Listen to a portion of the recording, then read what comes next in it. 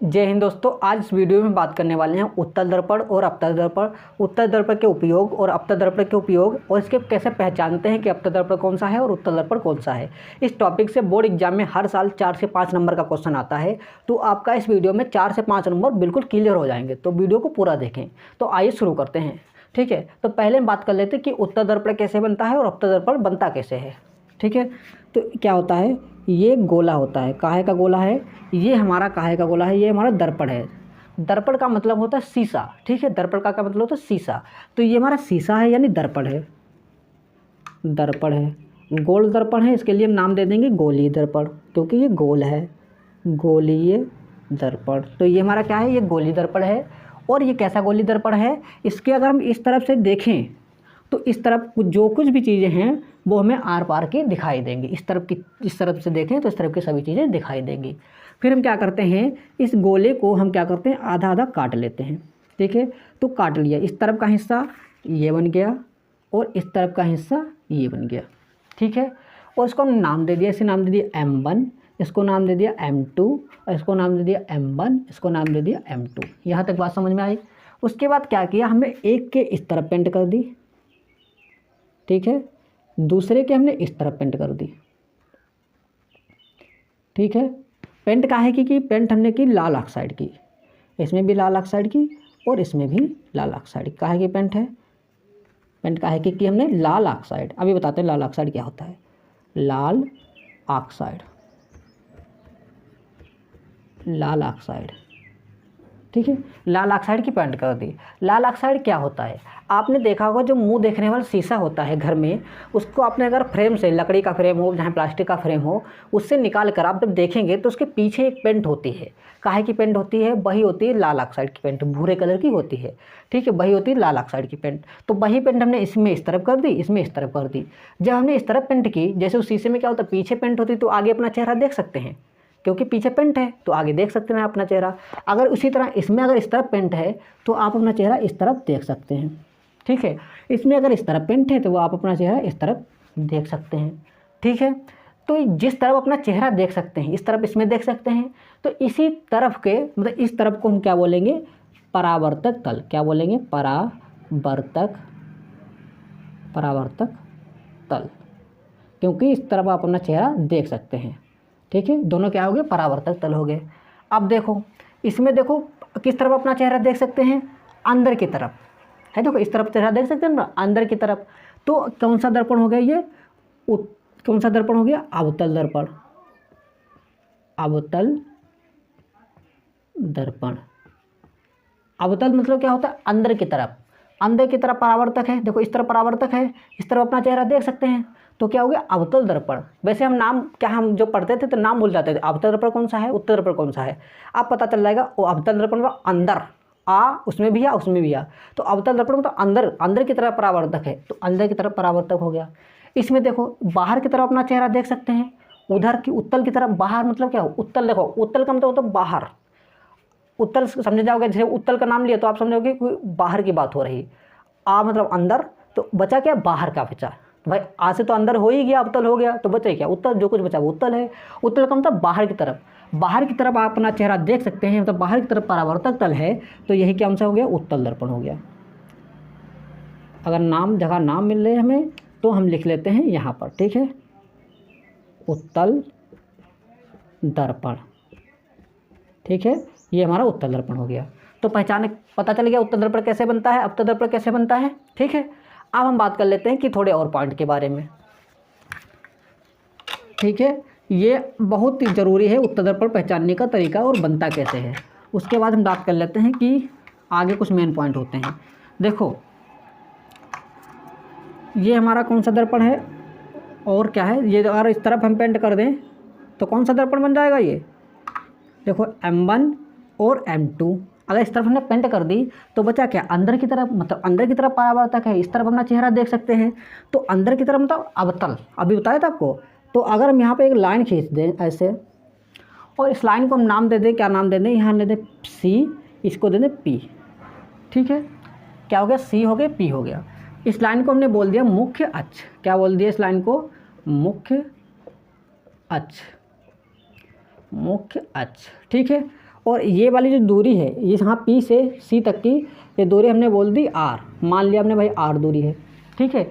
एक सूत्र होता है फोकस दूरी का, क्या होता है, फोकस दूरी जो होती है वो R के आधी होती है, आध 2 से भाग दे तो मतलब आधी हो गई। फोकस दूरी जो है R के आधी होती है। R यहाँ से यहाँ है तो फोकस दूरी आधी कितनी होगी, देखो R इतना, यहाँ से यहाँ R है तो फोकस दूरी यहीं पर आएगी, फोकस दूरी हो गई, ठीक है। तो ये क्या होगा, ये कौन सा दर्पण है, देखो अंदर की तरफ परावर्तक है, अंदर की तरफ पेंट नहीं, अंदर की तरफ मुंह देख सकते हैं, तो अवतल दर्पण, दर्पण, ठीक है, अवतल दर्पण हो गया। और इसे सी है, सी मतलब देखो इंग्लिश में सेंटर बोलते हैं और हिंदी में केंद्रक बोलते हैं, केंद्रक, ठीक है। सी मतलब सेंटर, हिंदी में केंद्रक। पी मतलब क्या होता है, ये क्या होता है, पी मतलब पोल होता है, ठीक है। और हिंदी में क्या बोलते हैं, इसे अक्ष बोलते हैं, क्या बोलते हैं, अक्ष, ठीक है। तो ये हमारा क्या हो गया, ये हमारा कौन सा दर्पण हो गया, अवतल दर्पण हो गया। इसके कुछ मेन बातें हो गई। इसी तरह हम उत्तल दर्पण में मेन बातें कर लें, उसके बाद हम इसके उपयोग पढ़ेंगे, इसको पहचानेंगे कैसे उत्तल क्या होता है, अवतल दर्पण क्या होता है, ठीक है। भाई अगर आपको वीडियो अच्छी लग रही हो तो लाइक ज़रूर करें, शेयर ज़रूर करें, सब्सक्राइब ज़रूर करें, ठीक है। तो देखो अगर हम क्या करें, इसको ऐसे कर ले, इसको नाम दे दें M1 और M2, और बाहर की अंदर की तरफ कर ले पेंट, तो बाहर की तरफ चेहरा देख सकते हैं, बाहर में तो उत्तल, ठीक है। तो यहाँ अगर हम लाइन ड्रॉ कर दें, लाइन खींच दें, और यहाँ नाम दे C, इसका नाम दे दिया P, सेम ही हो उसमें, ठीक है। ये दूरी हो गई R, और क्या है, फोकस दूरी क्या होती है, R की आधी। ये सूत्र बहुत ज़रूरी है, ये न्यूमेरिकल में काम आएगा, ठीक है। तो यहाँ पर आ जाएगी फोकस दूरी, और ये नाम तो आपको सब पता ही है, R क्या है, R जो क्या है, यह है वक्रता त्रिज्या, यह ध्यान रखनी है, वक्रता त्रिज्या, ठीक है। क्या है, R वक्रता त्रिज्या। तो R क्या है, वक्रता त्रिज्या है, और F क्या है, फोकस, F क्या है, फोकस दूरी, फोकस दूरी, ठीक है। ये सारे नाम आपको हिंदी में, इंग्लिश में सैम्पल है, जो सिंबल है, और हिंदी में नाम है, ठीक है। तो ये हो गया इसमें, ठीक है। ये क्या था, ये दूरी क्या थी, मुख्य अक्ष, मुख्य अक्ष। ये दूरी, इसे P से क्या बोलेंगे, अक्ष, ठीक है। क्योंकि इसमें सब सेम ही है, तो क्या दोबारा समझाएं, बात तो आपको सब समझ में आ गई, ठीक है। केवल इतना अंतर है कि इसमें बाहर की तरफ मुंह देख सकते हैं, या परावर्तक हो गया, और उसमें अंदर की तरफ था, ठीक है। तो आगे बढ़ते हैं, अब जानेंगे कि पहचानेंगे कैसे कि अवतल दर्पण क्या होता है और उत्तल दर्पण क्या होता है। पहचानने का बहुत अच्छा तरीका है, तो आइए हम पहचान लेते हैं। पहले कैसे पहचानेंगे, देखो पहचानने के 2 तरीके होते हैं। एक तो हम उसे क्या कर सकते हैं, छूकर बता सकते हैं, स्पर्श करके कि ये अवतल दर्पण है, उत्तल दर्पण है। दूसरा हम उसके प्रतिबिंब जो बनता है, प्रतिबिंब बनता है, उससे बता सकते हैं ये अवतल दर्पण है या उत्तल दर्पण है। पहले हम छूकर देखते हैं, स्पर्श करके, स्पर्श करके देखो अगर हम इस तरह रखें और इस तरफ पेंट है तो कौन सा दर्पण हो गया, वही दर्पण है, हमने केवल ऐसे रख दिया, ठीक है। पहले ऐसे रखा था, आपको ऐसे रख दिया। तो देखो अंदर की तरफ, बाहर की तरफ पेंट है, अंदर की तरफ चेहरा देख सकते हैं, तो ये हो गया परावर्तक अंदर की तरफ, तो कौन सा है, अवतल दर्पण। और एक हमने लकड़ी ले ली, पैमाना ले लिया, उसको ऐसे रख दिया, और हमने देखा कि ये किनारों पर तो छू रहा है लेकिन बीच में नहीं छू रहा, तो क्या पता चला, ये अवतल दर्पण है। जब क्या है, जब कोई पैमाना, जब कोई लकड़ी हो और किनारों पर छुए, बीच में ना छुए, जब कोई लकड़ी किनारों पर छुए तथा बीच में ना छुए, तो कौन सा दर्पण होता है, अवतल दर्पण होता है। समझ में आई बात, अवतल दर्पण, स्पर्श करके पता चल गया। अच्छा, लकड़ी हम बोलते हैं, आपको समझाने के लिए कोई पैमाना कह लीजिए, पैमाने का मतलब हो सकता है कुछ भी, पटरी, लकड़ी या कोई और इंस्ट्रूमेंट, ठीक है। तो क्या है, जब कोई पैमाना ऐसे रखा हो, किनारों पर छुए, बीच में ना छुए, तो अवतल दर्पण है, ठीक है। ठीक उसी तरह उल्टा कर लो, उत्तल दर्पण में क्या होता है, उत्तल दर्पण में इसको ऐसे रख दो, और पेंट अंदर की तरफ होती है, उत्तल दर्पण में होती है, और यही पैमाना हमने ऐसे रख दिया। इसमें क्या हो गया, जब कोई पैमाना क्या है, किनारों पर ना छुए, देखो किनारों पर नहीं छू रहा, बीच में छुए, तो अवतल दर्पण हो गया, सॉरी उत्तल दर्पण हो गया। कौन सा हो गया, उत्तल दर्पण हो गया, उत्तल दर्पण, ठीक है। तो ये तो हो गई बात, उत्तल दर्पण हो गया। और आप जानते हो कि बीच में उभरा है, तो इस तरफ अगर मुंह देख सकते हैं तो अवतल है, उसमें उस तरफ मुंह देख सकते हैं तो अवतल है, उत्तल है। इसमें इस तरफ मुंह देखें तो उत्तल, इसमें इस तरफ मुंह देखें तो अवतल, ठीक है। ये तो हो गया पहचानने के तरीका। अब हम बात कर लेते हैं कि इसकी प्रतिबिंब से कैसे पता चलेगा। प्रतिबिंब से ठीक है, प्रतिबिंब से कैसे पता चलेगा। जब प्रतिबिंब क्या बने, छोटा बने और सीधा बने तो उत्तल। ठीक है, छोटा और सीधा बने तो उत्तल, आपको इतनी बात ध्यान रखनी। बाकी जैसा भी बने, बड़ा, मोटा, पतला, दुबला, लंबा, सीधा, कैसा भी बने, सब में कैसे आएगा, अवतल दर्पण। ठीक है, बाकी जैसा भी बचा हो दुनिया में प्रतिबिंब, जैसा भी बने, सब अवतल दर्पण में आएगा। ठीक है, ये बात आपको याद रखनी। केवल छोटा और सीधा, देखे बोले जब प्रतिबिंब छोटा बनता है और सीधा बनता है, सीधे बोल देना उत्तल दर्पण। बाकी बोले बड़ा बनता है और लंबा बनता है, बड़ा बनता है छोटा बनता है, जैसे भी बोले वो सब अवतल दर्पण में आ गया। एक ही कंडीशन है, छोटा और सीधा उत्तल दर्पण, बाकी कुछ भी हो अवतल दर्पण सब ठोको। ठीक है, अब हम जान जाते हैं कि इसका यूज क्या होता है, इसका उपयोग क्या होता है। देखो, उपयोग हम आपको लिख के नहीं बताएंगे, क्योंकि उपयोग फिर आप खुद से लिख सकते हो, केवल आपको समझा देते हैं। उपयोग अवतल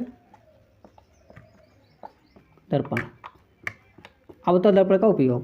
देखो, एक तो हमारा उपयोग हो गया, अवतल दर्पण का एक उपयोग हो गया। अवतल का काम होता है कि आपको चीज़ छोटी है वो बड़ी करके दिखाना। ठीक है, आप लोग सोच रहे हो कहाँ पर चीज़ें बड़ी करके दिखाता है।